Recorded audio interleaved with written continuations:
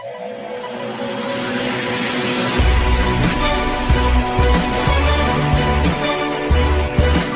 have arrived at the Hungaroring circuit in Budapest for the running of the Hungarian Grand Prix, the first race back after a few weeks away. Coming into this week, the first 5 drivers for the 2021 season have been announced. The first team news of the season concerns Jake Galloway, as it has been announced that the Chinese Grand Prix winner will be leaving Renault at the end of the season and will be joining the Scarlet Red Ferrari in 2021. Jake has had an amazing rookie season despite the fact that he wasn't originally meant to be in the top class. He currently lies 6th in the Drivers' Championship, 11 points behind Red Bull's Franco Gamba, and his current team Renault lie 4th in the Constructors, 47 points behind 3rd place Racing Point. Despite this only being his rookie season, Jake has already acquired 2 podiums to his name, with one of them being the most memorable when he unexpectedly took his first ever win after an amazing Chinese Grand Prix.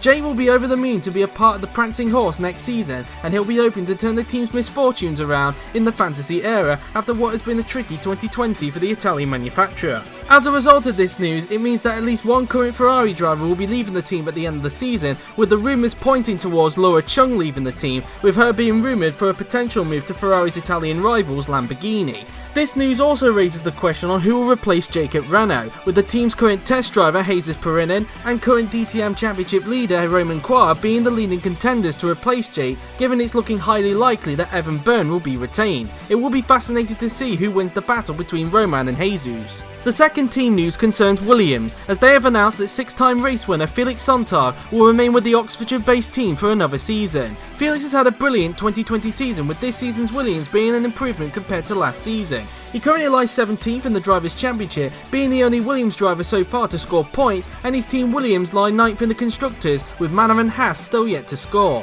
Felix's highest moment this season came at Baku, where he was able to make amends after what happened last season at the same track and take a brilliant 6th position, performing a brilliant defensive masterclass on Joseph Willow.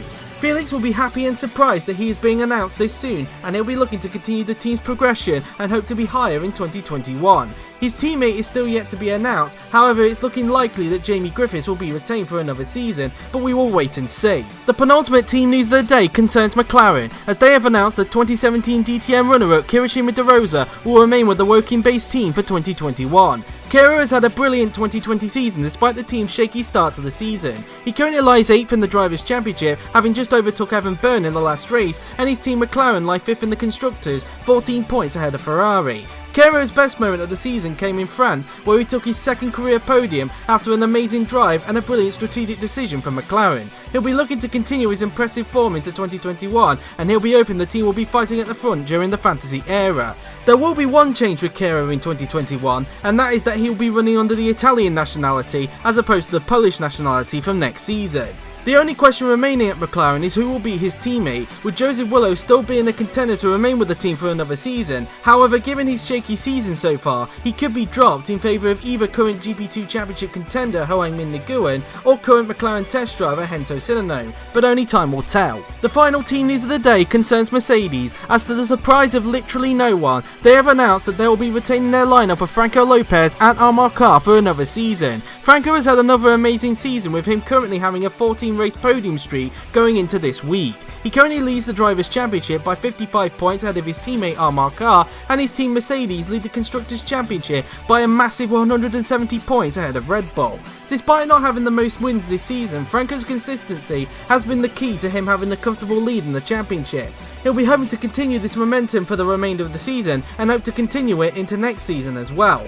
Meanwhile, his teammate Amar Kar has had a much better season compared to 2019, with him looking to have the edge on his teammate on race day. As mentioned earlier, he currently lies 2nd in the Drivers' Championship, with his team Mercedes dominating the Constructors.